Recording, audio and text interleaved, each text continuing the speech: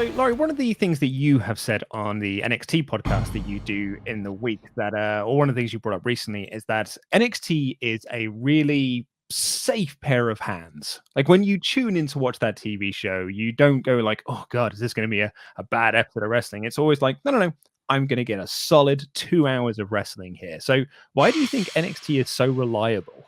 Because they're not boat rockers, Luke. I think the key with NXT is, and what makes it quite different to Raw and SmackDown. I think Raw and SmackDown, obviously, a mass market product. They are some of the top-rated TV programs in America, which means they have to appeal to a much broader audience than just wrestling audiences, which gives NXT the room to do what wrestling fans, I think is the better form of wrestling. They get to do the longer matches. They get to have talent.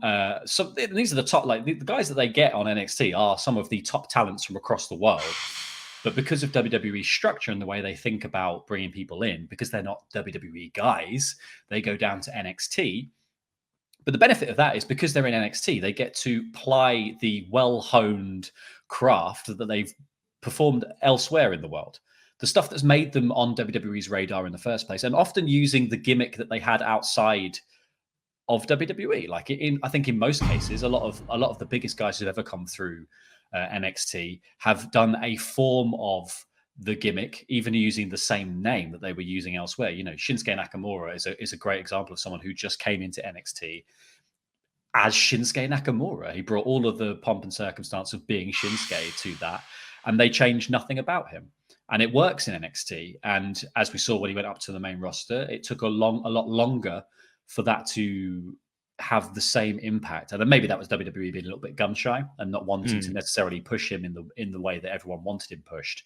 But it took him longer to find his feet. And I think that's what makes NXT so reliable, is the confidence to trust performers who have performed outside the company before and have them just kind of bringing that same level of reliability that they showed elsewhere to that product, rather than trying to do what Raw and SmackDown, I think, quite often falls back on, which is the same thing we said about the Attitude Era before, is the idea that the Attitude Era was to wrestling what Jerry Springer is to counseling. It is more about the drama. It is more about the kind of crazy stuff that will happen, rather than just like, the end goal of getting counseling is to resolve your issues, not to flash your chaps and get some beads. And in the same breath, like the point of NXT is to put on a really good wrestling show, not to have that wrestling show be like someone's cross-dressing, there's some sisters and there's all this other stuff happening.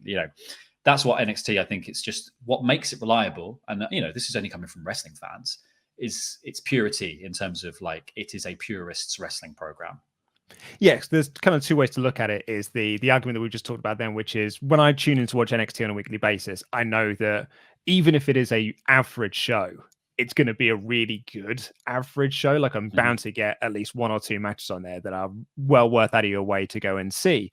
But also you kind of hit on another point there, which I didn't really think about, but it's also when Timothy Thatcher debuted in NXT, my initial thought was not, oh my God, how are they going to screw up Timothy Thatcher? Because NXT has got this long track record of bringing in these guys that I really like from the indies and not screwing them up. I think the first 18 months of Keith Lee aside, I think that NXT has got an incredible track record of making these guys look great. I'm thinking of Kushida came in and had a really strong run. Shinsuke Nakamura, as you said, Samoa Joe, Finn Balor. I'm excited to see what they do with Timothy Thatcher, what they're doing with Matt Riddle.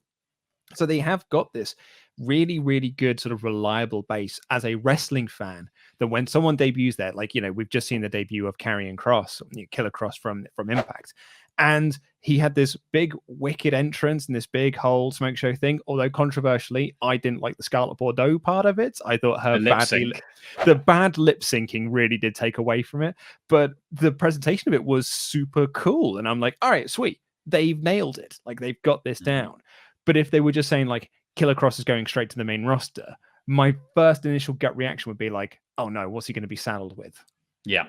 And I think that's the thing. I think what buys NXT a lot of cachet with fans is that it quite often treats performers with the same reverence that they do. And it's that same thing of like, you know who this guy is. We know who this guy is, and we know he's a big deal. So we are going to make a big deal of him. He's going to get, as Finn Balor said, the lasers, the smoke, the lighting, the music. They're going to get all of that stuff given to them to make them feel like a big deal. And I think like the main roster, outside of a few outliers, your Ronda Rouseys, people who have one foot in another world that WWE is looking to market itself to.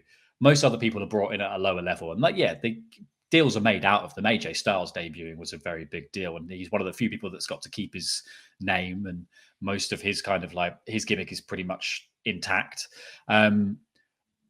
But everyone else kind of gets put through the machine, the whimsical, what kind of a wrestler are you machine? And it spits out someone at the other end who you're like, that's kind of unrecognizable from the man that I thought they were.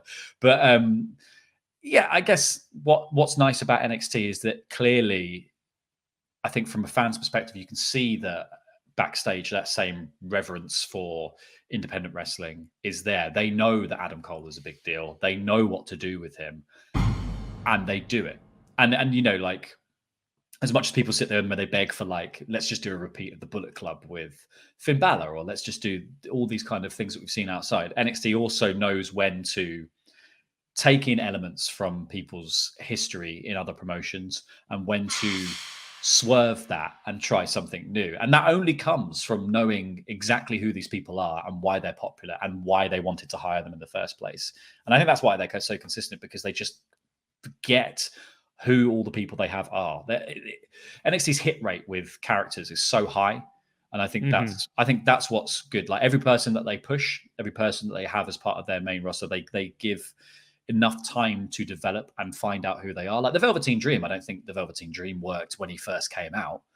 And yet, what's good about NXT, because they've always acted like it's the developmental territory.